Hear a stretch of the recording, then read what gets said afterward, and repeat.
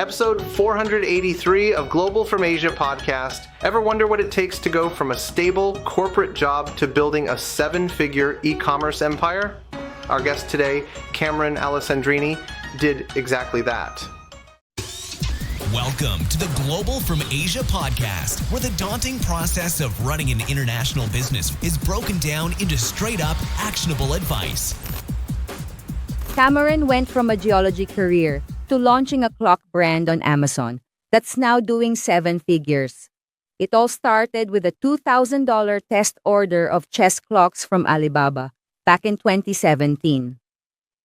Since then, he's visited the Canton Fair, built relationships with Chinese factories, and created a line of minimalist Scandinavian desk and wall clocks. But here's what I love about Cameron's story. He relocated from Canada to Chiang Mai, then to Bali, slashing his costs and paying off debt while building his business. He runs it as a solo operation with designers and Easy China warehouse handling 3PL.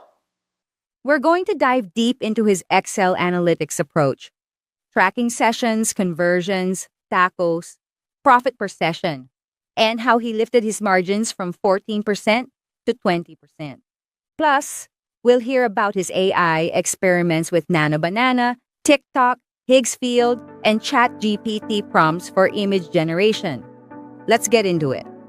Thank you, everybody, for tuning into our Global from Asia podcast. Actually, I don't know if I want to ruin a surprise, but we're thinking about a name change. I'll just drop that. Maybe I could talk about that with Cam.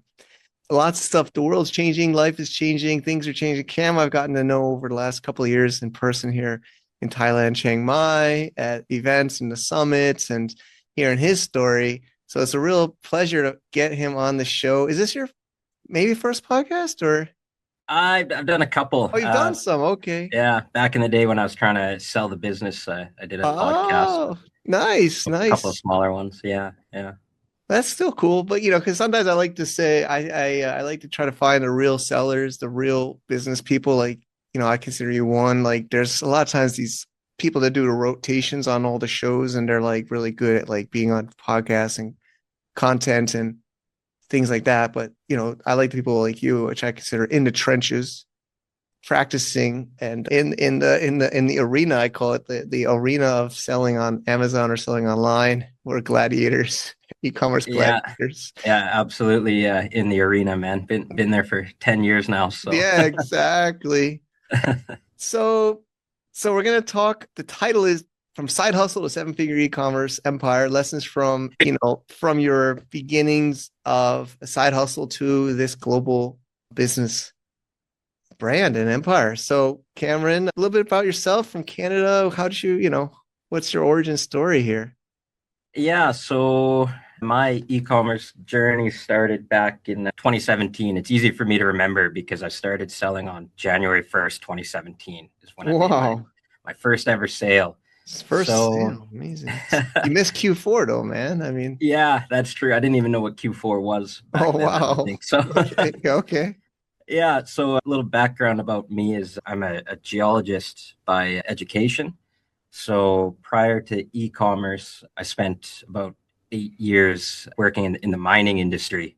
Wow. So what that entailed was I was what's called an exploration geologist. So they would send me to very remote places, and I would go try to explore for mineral prospects for them to eventually build a mine. So it's really unique work. I got to spent my entire 20s living in Alaska, northern Canada, Arctic Circle in Sweden, in some of the most remote and coldest places on the planet. The work was kind of like this camp work where you'd take a bush plane into the middle of nowhere and live in these exploration camps for weeks, sometimes up to 2 or 3 months at a time, working every day. So it was interesting, but as I kind of alluded to, the work-life balance was not there. It was extreme. So decided I needed to make a pivot. So during some of my time off, I just put into Google how to make passive income or something. Nice. I could guess almost some results maybe. Well, yeah. Yeah. I was trying to dig into my brain as to what guru I came across, and I can't remember what they were anymore. I have a couple guesses, but Maybe it was like Pat Ecom Flynn, Bros or Pat something. Flynn, or Ecom Bros. Yeah, Startup Bros. Startup Bros. Startup Bro. Yeah, it was Startup Bros. Yeah, that's what it Those was. guys, yeah. I haven't heard from them in a while, but they were Yeah, good. There was not sure what happened to them. But anyways, just kind of fell down this rabbit hole. I didn't even know. Like I was in 2017. I thought when you bought something off Amazon, that Amazon made it. Like I was a completely new I to think people still anything in think that, e-commerce. right? Oh, Honestly, I bet absolutely, you people absolutely. still think Yeah, that. yeah. I think the general public for sure. So, anyways, kind of fell down this rabbit hole and just learned everything I could about this business model, and it seemed to me like, oh man, like this could be something here. Like this could be some passive income. So, luckily, I never paid for any of these guru courses. I just kind of deep dive myself and did the research. Decided I would take a shot and make a $2,000 order on Alibaba. All So right.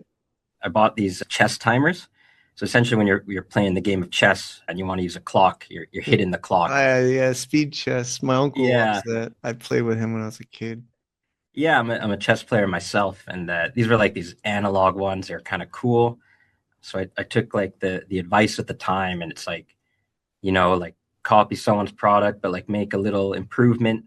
So the original product that was already selling on Amazon was just a rectangle, but I added a sturdy wooden base to mine, and Oh, that was my differentiator. I remember it. My uncle hit it so far it would fall off the table because he was good. Yeah, He would hit it hard, like when I was a kid, and it would flip. So yeah, there you go. absolutely. So I just kind of put this order in with a supplier, airshipped it into FBA. I don't even think like PPC was around, or it was like very basic. It was maybe Yeah, I just think that was around when they started to realize they could milk us for that. yeah. So, anyways, kind of made my really. I was actually looking at the original product listing, and it looks like it's like on Microsoft Paint. It's pretty funny, but yeah, threw those up on FBA and went back to work in the field, and just was logging into my Seller Central. And one day I just made a sale, and I was like, oh man, like cool, I made some money online. And logged in another day, and I was selling like 3 or 4 of these a day, and I don't know, maybe making $8 each or something. Nice. So that got me really fired up. I was like, oh man, like, okay, I kind of like validated like this can work. I kind of figured out how this whole process of buying something on Alibaba, throwing it on Amazon works. But turns out these chess clocks were absolute garbage. They averaged like a 2.9 review. They were just junk, to be honest. So the returns start coming in like 50% return rate. I'm like, all right, that maybe wasn't the right right direction. But decided I would fly to China and like give this thing a go. So meanwhile, I had spent a lot of time living in Scandinavia and Sweden, and they're really into their like minimal kind of like Scandinavian inspired decor. And I was doing like the keyword research at the time and kind of fell upon clocks as a niche, desk and wall clocks, and just kind of realized like everything for sale in the North American marketplaces were like these really generic, just wall clocks. And like all these ones I see in Sweden are like have like really cool minimal designs.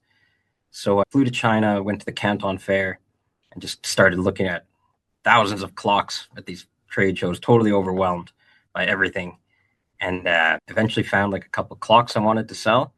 I think I launched 3 of these kind of like minimal, cool desk clocks. Okay. And one of them was a pretty big hit. I was selling 20 a day or something. So I was like, oh, this is cool.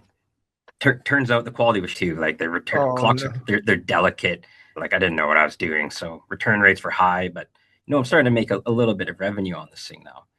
So that's kind of like where I started. And I just kind of kept going with it, refining the process, just started launching new clocks. Meanwhile, I'm still working as a geologist, reinvesting everything back into the business. I didn't take a penny out of the business for the first 4 or 5 years. It was just kind of like a side hustle and just kind of linearly growing it, launching 3 or 4 products a year and starts making, you hit that 6-figure mark and you keep growing and just kind of reached a point where this was in 2022. So I was 5 years into the business and it had started to become something. Like I was approaching 7 figures at this time. And I was working a lot in the business, and I was working a lot as a geologist, and I was getting so burnt out. I was probably pulling 80 hours a week, working my corporate job, coming home, and I had so much Amazon stuff to do.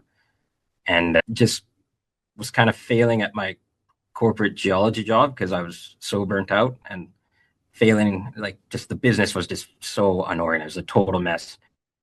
So I kind of made the decision. I was like, oh, I got to pick one. I got to either like sell this thing and just focus on the career, or just take a break from the career and focus on Amazon. So obviously I decided the latter. My contract ended at the time for work. So I was like, all right, this is a good time. Let's take a pause and just focus on the business for 6 months and see what that looks like for my life and how I feel. Yeah, so that was 2022, and I've been doing it full time ever since. So never went back. So Wow, just man, a full time e-com seller now.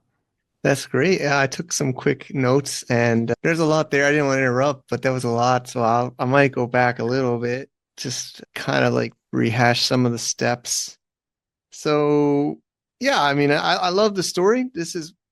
I also try to tell people in the show too, right? You're taking action. So many people I still think are just, learning and maybe in their corporate job wondering like when do they start or how to get started or and you were just doing it, which is awesome. And it does seem like you had QC problems both even on the first one and on the like first couple of the clocks too, right? So Yeah. even going to China. So yeah, I mean, maybe just talk about the quality experiences and maybe how you improved at what you learned and maybe how you improved the quality for those listening. Yeah, absolutely. I will say that they're difficult e-commerce product because they're just delicate by nature. So Yeah, returns come in one of two ways. They're kind of the clocks I sell are trendy home decor products. So people will order them and they just don't fit with the decor. And that's a return. And that's something I have to solve on the listing side. Like just really drill in, have picture perfect color. Size is a big thing. Like you got to really work on the scale of your images. Make sure you drill into customers' minds, like what is the actual size of this clock? So many returns are too big, too small. And then there's the quality side. That has been an ongoing issue throughout the 10 years of doing e-commerce, but I've definitely dialed in the quality a lot. A lot of that just comes from coming out with new editions of the product. So usually I'll launch, you'll get all these returns, you dive into the return data, and nowadays I just plug it into ChatGPT and get it to kind of summarize what's going wrong.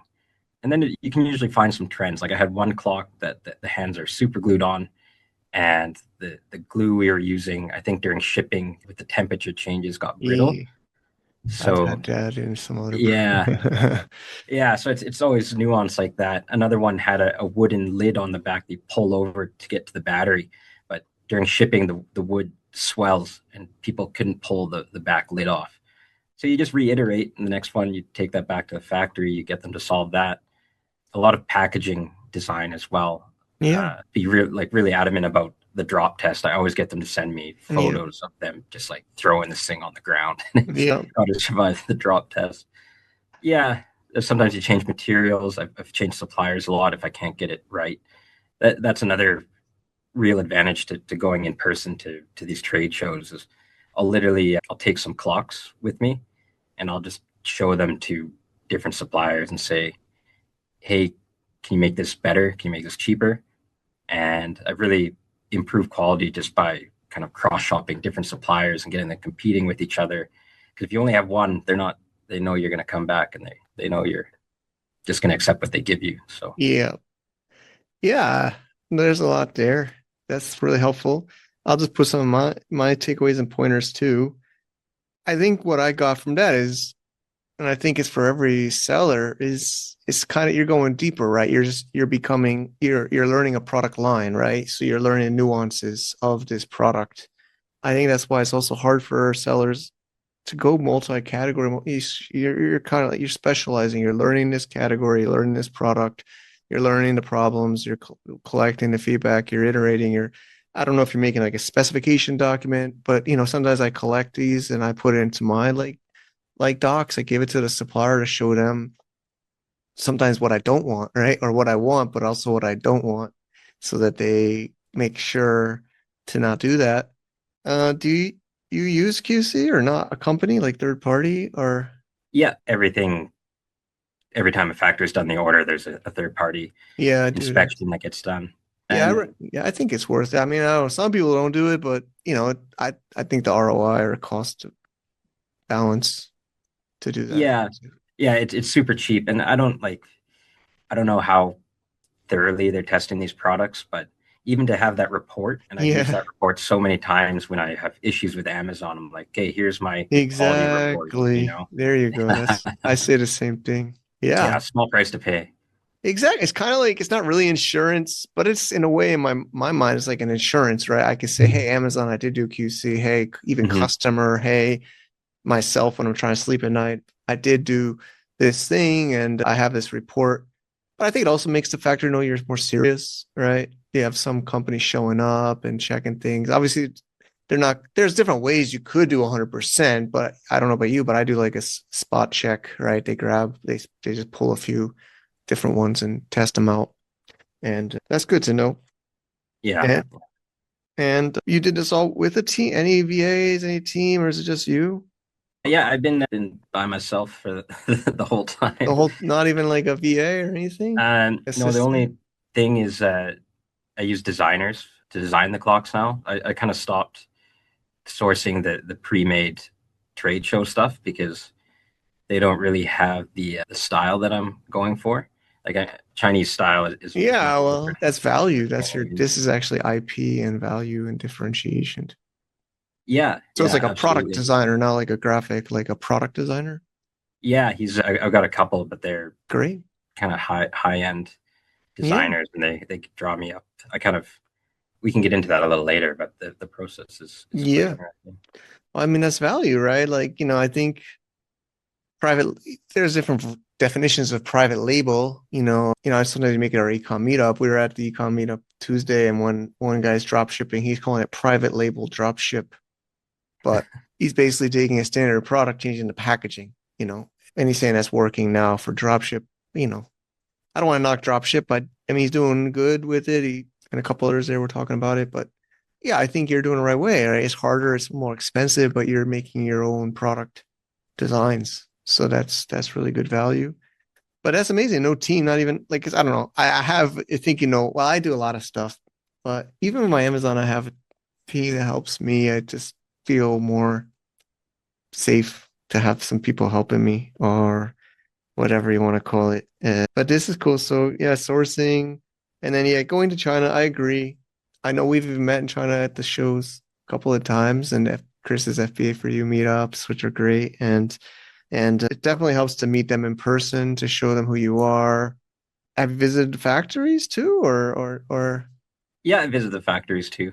okay, Yeah, Sangzhou is where they're all okay, located. So okay, great okay. little train ride away. But yeah, it's definitely worth it to get FaceTime with your suppliers, both the sales rep and then the bosses too, just so they know who you are. And I do feel like they go that the extra mile when they've met you in person for sure. Mm-hmm. Now I get it.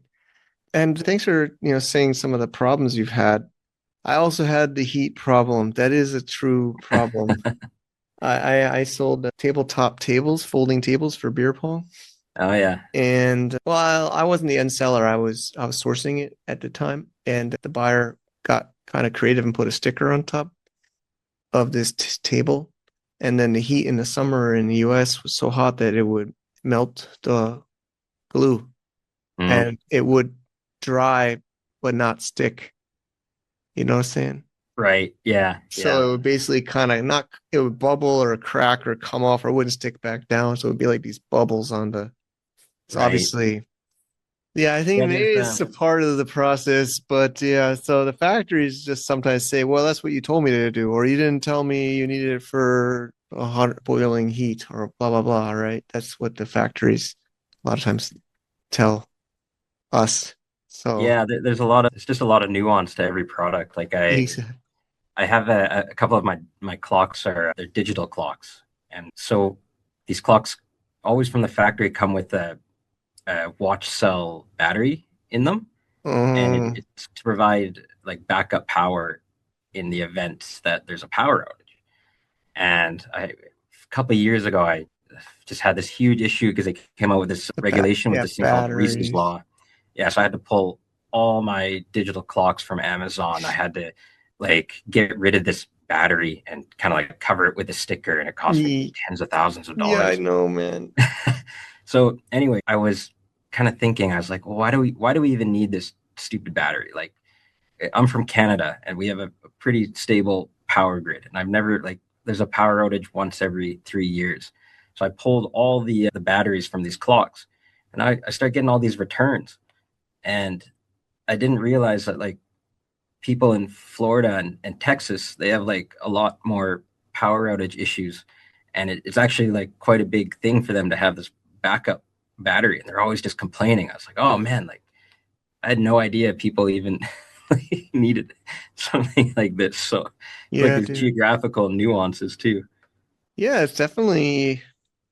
Yeah, I mean, I think this is part of our journey as an entrepreneur or seller, as physical products too, right? I mean, I guess I'll throw in another quick story. Is I had a recall with a coffee pot, and there's obviously a long and a short, but the short is we took some accessories out because the customers didn't seem to even care about this extra bonus stuff, but we didn't shrink the box, so the pot kind of shook in the box, and it snapped the handle of this coffee pot off. Man, I don't think it was that wobbly, but there was like a little gap from the X. That was hell. We had to recall that. We had to basically bubble wrap it extra in the US and then send it back in. But yeah, all these things you learn. But I think that's what makes the business valuable. And if it was easy, everybody would do it. And we gotta keep pushing on. But I kind of want to know a little bit more about the personal story. I know you did a business and your job, and there's 2017 and 2022, and now you're here in Thailand. So maybe give us some insights. Canada, Sweden, Thailand. Like, what are some dates of these moves? Right? Like, was it direct Yeah. Thailand in 22, or what was kind of this? It was like quit your And job, go to Thailand, or was there something in the middle? so yeah, I was working in the Arctic Circle in Sweden till 2020, and I moved back home to Canada with my partner at the time. And so we were living in Canada for a couple of years. We eventually split up, and I was just kind of thinking to myself, I was like, the entire reason I built this business was for freedom. Yeah. And now I'm just kind of like a single guy. I've got remote income. I don't have very much responsibility. It's like, this is the time to just Heck go live your yeah, life, like you know? heck yeah, man. So, and also Canada is expensive. Mm. And it was just to the point where I was pulling 80 to 100% of the profit out of my business to live in Canada. And I was just kind of flatlining. Like I couldn't grow anymore, and just kind of living a very middle class life in Canada, just like not particularly enjoying it. So because I had no profit left in the business, I decided to take out a massive line of credit in beginning of 2024 to grow the business. I took a 50K line of credit and quickly maxed this out, and it became 100K, which I didn't have the facilities for. I only had a 50K line of credit. So I was like dipping into my personal finances just because it was a good lesson. Like I just really poorly modeled my cash flow, and the cash calls were just a lot more than I had anticipated. So was just kind of like living through hell, like just on the verge of bankruptcy with a profitable business too. It's just really Crazy. Yeah. poor cash management. So all that kind of culminated, and I was like, all right, what's the easiest thing to do here? And it's just I call it outsourcing myself, like or offshoring myself, I should say. Yeah. I'm a Outsource solopreneur, yourself. and I'm offshoring myself to Asia so I can pay myself a third of the salary. And so I did that. This year I sold everything in Canada and just decided to move to Asia. I'd been coming in the winters Yeah, I for remember you several had years. been here before, and then I think we had met before you had moved permanently, right? If I Yeah. recall correctly, you were at their events or meetups, and then I think you had come back permanently. But Yeah. that's really cool. I mean, yeah, I mean, it's, I mean, I'm not, a lot of people listen to this, maybe not watch, but if you're watching, I have the background glow from Asia and our show, and you're kind of like saying the story of our kind of like this show, right? Like, it's just like the logo, even. I don't know if you know. The logo is a man with the city on his back, like Atlas shrugged and Rand, and Uh, it's kind of like throwing that off his shoulder, this burden of society. It's kind of a Ayn Rand Atlas Shrugged reference when I made this logo. And, like I don't feel like getting political or, like, but like you're just saying, just the facts are it's super expensive in Canada, right? And you're just like working or building your business just to get by when you should be a little bit more comfortable for the work you've done and what you've built. And it's kind of a sad state of affairs, it feels. I haven't even been back to the States in 8 years now, if you believe it. But so it seems like you right moves. I mean, maybe like give us some recaps how you're feeling. It seems like, you know, your life story here, or your adult life story, like just to recap, you were working in mining, going to Sweden. I've been to Gothenburg once just for oh yeah. FYI. There's a story there for you, but it was a good time. Just a few days. I was in Finland mostly for a joint venture I was doing but yeah, I've been up there. It's pretty nice.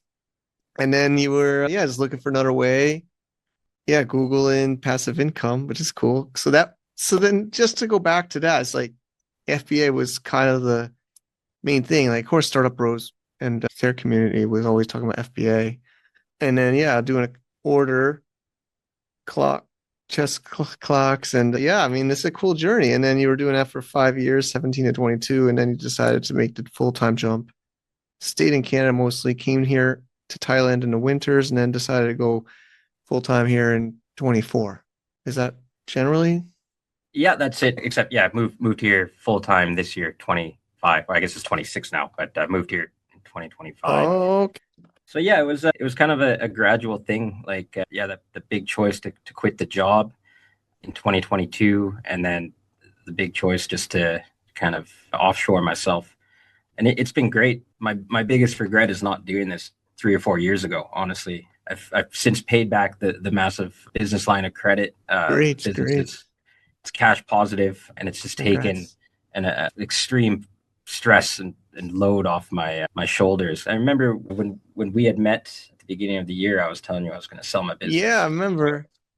So burnt out, and it was mostly from the financial side, but just having like if I had a bad month on Amazon, I was like struggling to pay the bills, especially when I had that big line of credit out. So now it's just you make way more than you ever need, and you live a way better life in Asia, and I can just kind of focus on growing the business with cash again, which it's a really nice feeling. Yeah, I agree, man. I mean, it's of course, selling. There's nothing wrong with selling. And we've got a lot of people in the community and show that have sold. I've sold some, but I don't want to say I regret. But there are times. It also depends when you sell, right, and the valuation you get, and. But I think now with AI and everything, personally, I think older, a little bit more established brands with some history have more value. Personally, we'll see how that pans out. But I'm glad you're out of the debt or the financing debt. Again, I don't want to be like a conspiracy, but this is like the system, right? To get us on this track where I feel like they just, like get us into this burden of debts and into like this cycle, right? Where we're just paying the system to get by, and he broke free. I feel like, yeah, you're Yeah, broken yeah, I out got of that. left the rat race, man. That's what I Yeah, tell dude, everyone back home. And Matrix. you see all your friends who are still in the rat race, and you see it from the outside, and you just I it's not for me. I feel so. Yeah, I mean, honestly, I've really almost lost touch. Some of my I even was somewhat not falling out, but I don't know. I feel like so disconnected. Some of my friends, like I reach out to them, I used to try to kind of help them to join, help them, but I just feel like, hometown friends, school friends, like they're just different than us. It seems by this age, right? I mean, I hope they can still break free, but yeah, I would go back and they were always so busy, jobs, and then you had to like schedule it like weeks in advance and wait for like a Friday night or a Saturday or something, and everybody's just so busy. Yeah, it's really sad. Yeah, then they cancel. You've Exactly. organized it for a month. Yeah, I thought it was just me. Yeah, they would cancel it too. Yeah, I that's actually what I got upset a couple of times. Yeah, exactly. Anyways, well, we're in a new world, and I hope some of your friends or my friends can join us. I've kind of a little bit taken a break from trying, but they're welcome if they reach out. I can help them. So getting towards the end here. I mean, this has been a fun one, but I think maybe some tools, strategies, some things that you want to share that have helped you in this journey. Yeah, sure. So I often kind of think about like what's my special sauce, or like what can I bring to the table of e-commerce? What am I good at that other people maybe not are? And I think for me, like coming from this kind of science background, is my entire career as a geologist, I'm just dealing with big data sets all the time. Like I just grew up on Excel, and I love Microsoft Excel. It's the only software I use. I don't use any software except Excel. And I Wow. just built these massive data sets and just use spreadsheets for everything. In particular, I've kind of like created my own seller board, I guess. Nice. So it's not automated, unfortunately. So it literally requires me Yeah, like we've 20 or chatted 30 about minutes every this. day. Yeah, I just go into the Seller Central and I pull all the sales data and I just input it into this giant sheet. But so this sheet is set up where I have just like your basic things like sessions, units sold, conversion, but I break it down on a child level every day. And then I pull other data like percentage of sales from organic, tacos, ACOS. And right beside that, I have all my year over year data of the exact same metrics. And kind of by inputting this manually every day, I can just really get granular with Yeah. each product, and I can just really quickly identify trends. I can say like, oh, what, like this child of this particular parent, the sessions have really dropped off, or CVRs dropped off, and then you can ask yourself why, and it kind of creates this investigation. Is there a competitor? Did I get a frequently return badge? Do I not have prime eligibility anymore? Maybe my keywords aren't bid high enough. So by doing this and just like getting really granular with the data, that's been my focus for the entire last year, is just getting really granular with the data and just squeezing every drop of profitability I can from the business. And by doing this, I've gone from 14% net to 20 with the exact Mm. same products, and just relentlessly split testing prices. Yeah, with the sheets, I track, I think a really important KPI is profit per session. I think that's a really good way to get a high level view of how your ski was doing. And that kind of filters out differences in ad spend. So just comparing my year over year profit per session, is it up or is it down? And then asking why, and then investigating into that. So sorry, I went on a bit of a rant there, but No, this is helpful. I'm taking some notes here. I think I see in the notes. I didn't mention it, but how many ASINs or SKUs is this you're doing manually? I think I have about 12 to 14 Oh, parents, and then maybe 40 with children, like 40 children SKUs. so man, we should talk about automating. I think you've heard me talk at Summit and things, but maybe typing it in it does. I do that for my morning journal personally. Like I have a journal where I put my sleep and different things and I fill it out manually. Maybe it does, like you say, forces you to really, because you're not just doing data entry, you're looking, you're thinking, you're reviewing, you're comparing, you're digging, right? So it does sound like a pretty practical thing. Although the Amazon API, I don't even know anymore if they know they charge, but somebody says it can be free if you just use it for yourself. I don't know if that's true or not, but maybe doing it manually is a helpful way, even if it could be automated, right? I mean, would you still do it manually if you could automate it? Yeah, like I mean, I've tried a lot of software, and I the reason I started just building everything on Excel was the software. Often there's just like glitches with the API call, or I would just like kind of trust this data it's given me. And then one day I would decide to like dig into it and it just wasn't right. There's just Mm, some error. And I started to get really frustrated. I just kind of came to the conclusion. I was like, well, if you want really accurate reporting, the only real way to like trust the data is just get it yourself. It definitely could be automated, but I really truly believe by just, as you said, taking the time to yeah, think about it instead of having it presented to I you, it's think really valuable. it is true. I mean, I feel the same. Like, it's automatic, so you don't even really check it, right? Oh, it's getting collected. Maybe I glance at it, but yeah, I think by actually having the habit, about how much time would that be per day, per time? It's at 20 30 minutes. Oh, that's faster than I thought. Okay. Yeah, I've got it. So I have all my sheets are sorted in alphabetical order in the exact order that I get it on Seller Central. So I've Okay. literally got one hand on my keyboard, one on the numpad, and it's so fast. I Wow. really am just a speed runner with that. Got it. All right. But it does Another seem like, oh, go ahead. Sorry. Go. Yeah, sorry, please. I was just to kind of switch gears a bit. Another thing that I pivoted to in the last year and a half is I started using Chinese 3PL for all my products. Cool. And so I don't think I got into this, but yeah, I sell on USA, Canada, and Australia right now. Oh, cool. And yeah, I was running into this issue where I used to just go direct everything into FBA, but with all these new kind of inventory restrictions, you can't have too much, you can't have too little. I was just always running into problems where I couldn't send a shipment in, or I had to send way too much and get inventory overages. So I decided to just send everything to a singular warehouse in China. And then I can consolidate all my different factory orders into little ones and just trickle that into FBA. I don't Right. even use AWD anymore, and it's really helped me increase profitability as well. That's awesome, man. That's awesome. It's Justin or? Yeah, it's Justin, Oh, okay. Easy China Warehouse. For a shout Okay. out, they're great. They're great. I've had a lot of Awesome. success with them. Yeah. Great, great. Yeah, I'm also a part of the partner, so that's good to know. Yeah, great, man.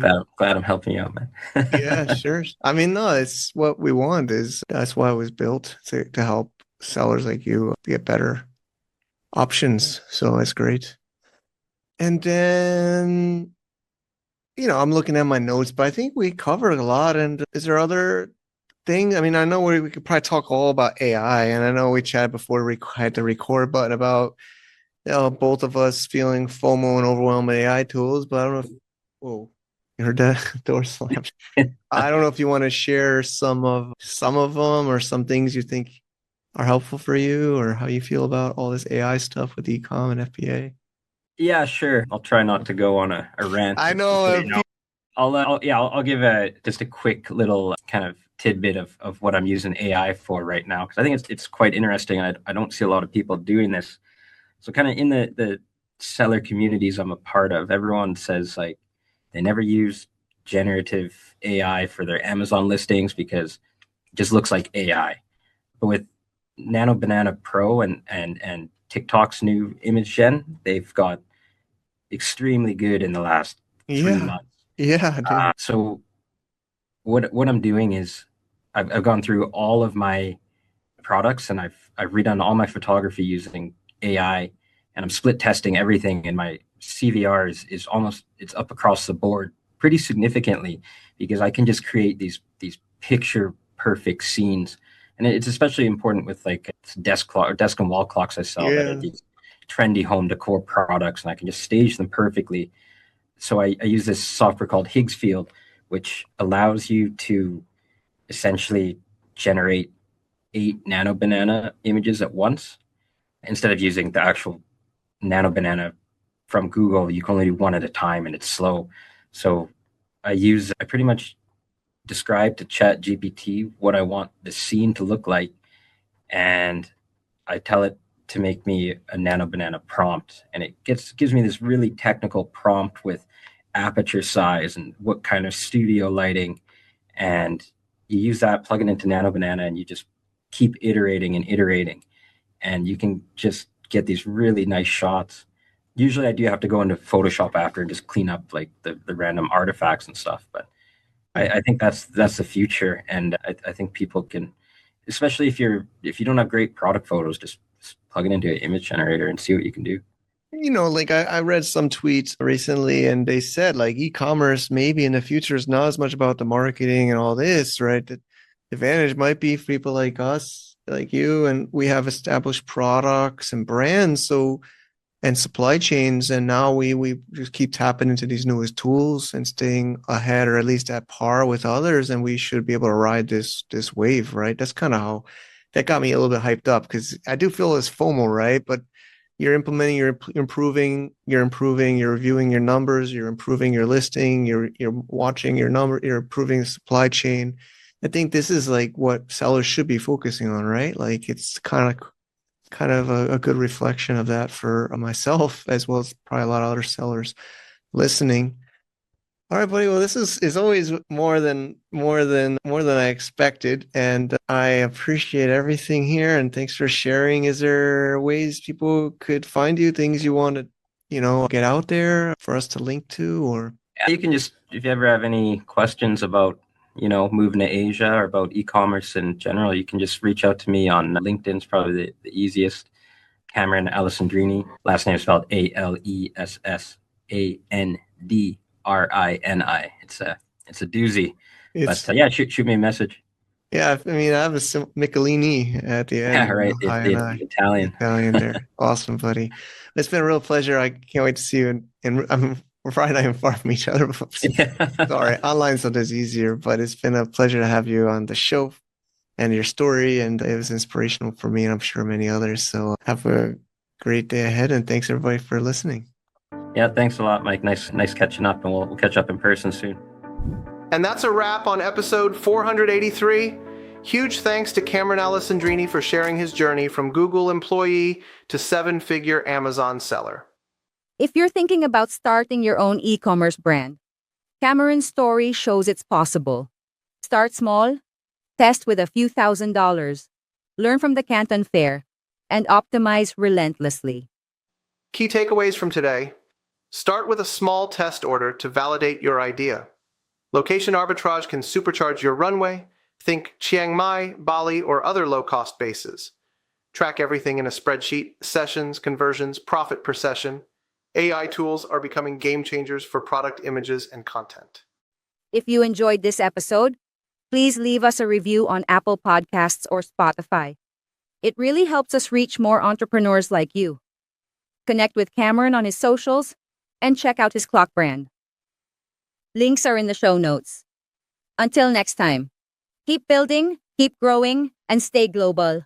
To get more info about running an international business, please visit our website at www.globalfromasia.com. That's www.globalfromasia.com. Also, be sure to subscribe to our iTunes feed. Thanks for tuning in.